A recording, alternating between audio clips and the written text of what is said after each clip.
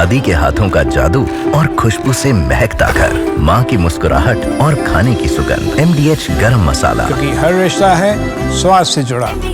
अशोक सज्जनहार जी, आज आसिम मुनीर का white house में जाना क्या भारत के हितों के खिलाफ है? क्या हमारे लिए ये एक सेटबैक है, या फिर ये हमेशा से ही अमेरिका का स्टैंड रहा है कि वो एक तरफ भारत को रखते हैं, एक तरफ पाकिस्तान को रखते हैं और बस अपने हित की सोचते हैं कि अमेरिका फर्स्ट? वो उनका बस यही तो नारा है, मेक अमेरिका ग्रेट अगेन। उनको कोई चिंता नहीं है कि वो भले से ही एक टेरर स्टेट पाकिस्तान के साथ बैठ करके, जैसा पूजा त्रिपाठी कह रही हैं, वाइन पिएं और मुर्ग मुसल्लम खाएं। जी पद्मजा, धन्यवाद। देखिए, जो विदेश नीति चलती है पूरे विश्व में, प्रिंसिपल्स तो होते हैं, वैल्यू सिस्टम्स तो होते हैं, पर सबसे सर्वोपरि अपने हित होते हैं। इस समय अमेरिका का हित किसमें है? वो ईरान के ऊपर अपना हमला करने के लिए तैयार खड़ा है। उसको उसके चारों तरफ बेसिस चाहिए, और बेसिस उसको पाकिस्तान का जो है बाउंड्री है वो ईरान से मिलती है। अगर उसको जरूरत पड़ती है तो वो चाहेगा जो उसके वहां पर से उसको बेस मिली जाए, बलूचिस्तान में मिली जाए। यहां पर भी यहां तक कहा गया है, देखिए, पाकिस्तान ने अपने को और देशों के लिए यूजफुल बनाकर अपने लिए रेंट लिया है, उनका सपोर्ट लिया है। जैसे अब ये कह रही थी, जो ADB ने दे दिया, वर्ल्ड बैंक ने दे दिया, तो ये उसका अपना रेंट लिया जा रहा है, जो हम अपनी सर्विसेज आपको पेश करेंगे, आप हमारी सर्विसेज लीजिए और हमें आप रिटर्न में ये दीजिए। और जब दूसरे देशों को जरूरत होती है, जैसे अमेरिका को जरूरत है, परंतु जो आपने कहा पद्मजा, जो आपका प्रश्न था, क्या भारत के वो विरुद्ध है? देखिए, पूरी दुनिया अब ये समझ गई है, जो भारत अपनी हितों की रक्षा करने के लिए स्वयं सक्षम है, तो भारत के रास्ते में कोई नहीं आएगा। भारत ये निर्णय करेगा जो हमें क्या करना है। जैसे ऑपरेशन सिंदूर हमने किया, हम करेंगे, कोई देश उसके बीच में नहीं बोलेगा। भारत अपनी आप निर्णय लेगा, किसी से हमको पूछने की आवश्यकता नहीं है जो आप हमारी सहायता करिए, या आप हमको इजाजत दीजिए, या ऐसा करिए जैसा पहले कभी होता होगा, क्योंकि तब भारत में सक्षमता नहीं थी। अब भारत में सक्षमता है, कैपेसिटी है और इंटेंशन भी है।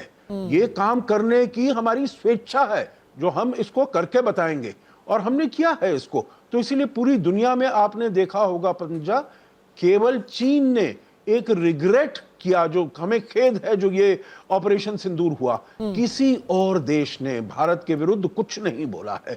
तो इसीलिए भारत ने जो करना है वो करेगा। अमेरिका अपने हितों के लिए जो करना है वो कर रहा है, परंतु अमेरिका के साथ हमारे और बहुव्यापी संबंध हैं, चाहे टेक्नोलॉजी है, ट्रेड है, इंडो पैसिफिक है, चाइना के साथ जियोपॉलिटिक्स, उस सब पर हम काम करेंगे। तो देखिए, बिल्कुल ये जिस तरीके से समझाया है अशोक सज्जनहार जी ने, फराज किदवई, यही तो होती है कूटनीति। भारत ने यह साफ कर दिया है, देखिए, आप हमारे सीज फायर या ऑपरेशन सिंदूर को लेकर के उल्टा सीधा नहीं बोल सकते। अब अगर पाकिस्तान किसी का बिकाऊ बनना चाहता है, किसी का पालतू बनना चाहता है, तो उसको हम कैसे रोक सकते हैं? पहले वो चाइना के हाथों बिका हुआ था, अब वो जाकर के अमेरिका से इस्तेमाल होना चाहता है, अमेरिका उसके बेसिस इस्तेमाल करके ईरान पर हमला करना चाहता है। ये पाकिस्तान का मामला है, इसमें हम क्यों परेशान हो रहे हैं कि पाकिस्तान का कद बढ़ गया? उल्टा तो वो अब दो देशों का पालतू है, एक तरफ चाइना, एक तरफ अमेरिका। नहीं पद्मजा जी, देखिए, हमको ये लगता है कि परेशान होने की ज़रूरत है, और कूटनीति क्या होती है क्या नहीं होती है ये हम लोगों ने पिछले 60-70 साल में देखा है।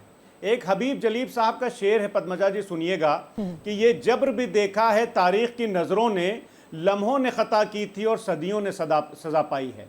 तो हमारे प्रधानमंत्री आदरणीय मोदी जी, जो विश्व गुरु भी थे, जो विश्व बंधुत्व की बात करते थे, जो ये बोलते थे कि रशिया और यूक्रेन का युद्ध रुकवा देंगे, क्या आदरणीय प्रधानमंत्री जी ने 35 मिनट तक जो डोनाल्ड ट्रंप से बात की, तो क्या उन्होंने ये पूछा कि भारत के लोगों के हाथों में हथकड़ी और पैरों में बेड़ियां डाल करके तो भेजा, लेकिन पाकिस्तान के लोगों को क्या हाथों में हथकड़ी लगा करके भेजा था?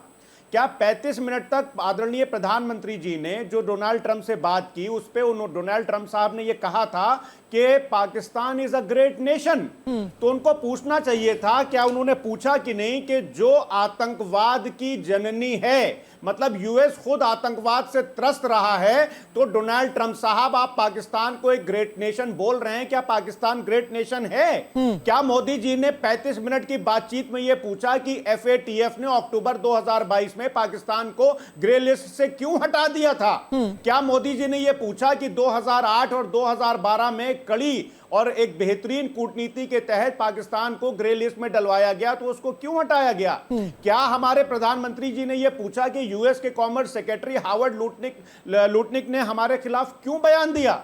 क्या मोदी जी ने यह पूछा कि यूएस के सेंट्रल कमांड के चीफ माइकल कुरेला ने जो पाकिस्तान के लिए बहुत ही अप्रत्याशित बयान दिया, जिसका आपने भी जिक्र किया कि Pakistan is a phenomenal partner to the US, उसका तो सारा एक्सप्लेनेशन दिया ना अशोक सज्जनहार ने कि वो इसलिए कर रहे हैं क्योंकि उनको जरूरत है पाकिस्तान की। और उल्टा कई लोग तो ये कह रहे हैं कि पाकिस्तान की अब हालत इतनी बदतर होने वाली है कि अगर उसके एयर बेसेस ईरान के खिलाफ इस्तेमाल किए गए, आप सोचिए कि ईरान अब पाकिस्तान की क्या हालत करेगा फराज साहब। एक तरफ होगा अमेरिका दबाव डालता हुआ, एक तरफ होगा चाइना, और अब ये ईरान से दुश्मनी मोल ले रहे हैं।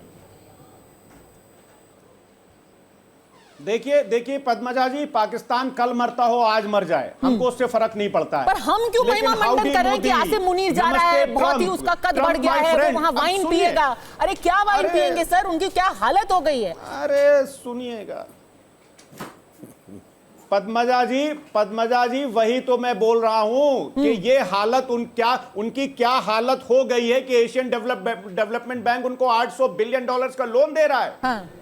आईएमएफ उनको कितने मिलियन डॉलर दे रहा है, ये दुनिया देख रही है। तो हम क्या कर रहे हैं? 11 साल से हमारी डिप्लोमेसी क्या पकौड़े तल रही है? सुनिए, मैं आपके बीच में नहीं बोला। हाँ मिलियन नहीं बोल रहा था। हाँ, हमारी जो डिप्लोमेसी है क्या वो पकौड़े तल रही थी पिछले 11 साल से?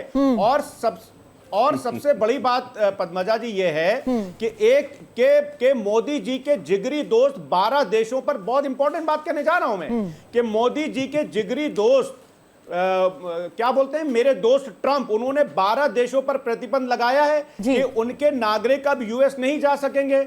लेकिन क्या उसमें पाकिस्तान है उन 12 देशों में? और जब इन देशों पर जो प्रतिबंध का कारण है वो आतंकवाद ही है, और व्हाइट हाउस की वेबसाइट की घोषणा की हेडलाइंस पर यह लिखा हुआ है ऐसा यूएस आतंकवाद को बचाने के लिए कर रहा है। इसका मतलब उनके मोदी जी के दोस्त डोनाल्ड ट्रंप जो हैं, यानी कि यूएस, वो एक तरह से पाकिस्तान को आतंकवाद के नाम पर क्लीन चिट दे रहा है। तो क्या आदरणीय मोदी जी ने यह पूछा कि जो 12 देशों में का उन्होंने प्रतिबंध लगाया है उसमें पाकिस्तान क्यों नहीं है? चलिए बता दीजिए गुरुप्रकाश, दुनिया का टेररिस्ट का एपिसेंटर नहीं है क्या? आप भले से ही आतंकवाद करते रहे, लेकिन डोनाल्ड ट्रंप ने एक तरीके से क्लीन चिट दे ही दी है। नहीं पद्मजा, देखिए ऐसा है कि इस पूरे पैनल में हम जितने लोग बैठे हैं, इंक्लूडिंग यू पद्मजा, हम सब में से सबसे ज्यादा जानकारी यदि डिप्लोमेसी, इंटरनेशनल पॉलिटिक्स की किसी को है तो अशोक जी को है, ये हम इस बात को स्वीकार करते हैं। और उन्होंने अपने नपे तुले शब्दों में जवाब दे दिया कि Pakistan America, America Pakistan, America Iran, उस पूरे मैट्रिक्स पे उनके क्या संबंध है और उसमें भारत की क्या भूमिका है, नंबर 1। नंबर 2, अभी कांग्रेस की प्रवक्ता को मैं सुन रहा था, पहलगाम के 26, आपको याद है, मुंबई के 200 भूल गए हैं क्या? मैं आपको गिनाना शुरू करूं, और हमने तो जवाब दिया है। और सेना के शौर्य, सेना के पुरुषार्थ और सेना के पराक्रम पे कांग्रेस पार्टी के लोग सवाल पूछते तो बड़ा विचित्र लगता है पद्मजा। 16 में यही सर्जिकल स्ट्राइक के सबूत दो, 19 में यही बालाकोट का सबूत दो, अभी यही कि कितने रफाल गिरे हैं बताओ, जब एक आम सहमति बन चुकी है। तीसरी बात, all party delegation, Shashi Tharoor किस पार्टी में है? सलमान खुर्शीद किस पार्टी में है? मनीष तिवारी किस पार्टी में है? समाजवादी पार्टी के नेता जो गए डेलीगेशन में किस पार्टी? मेरी कमाल की बात करते हैं आप लोग। अरे भाई पूरी बात तो होने दो पद्मजा, आप बाकी मित्रों को पूरा बोलने देती हो, हमको बीच में रोक देती हो, ऐसा थोड़ी होता है। नहीं, आप ऑल पार्टी डेलीगेशन की बात कर रहे हो। हमारी यूएसपी पद्मजा, हमारी जो पावर है, हमारी सॉफ्ट पावर है, हमारी डेमोक्रेसी है, और उस डेमोक्रेसी को एक ग्लोबल स्टैंडिंग, ग्लोबल प्लेटफॉर्म पे सम्मान मिला है। तो अब मिला है, हमने बताया है पूरी दुनिया में जाकर के, और यहां पे बॉम्बे के बाद डॉजियर खेला जा रहा था।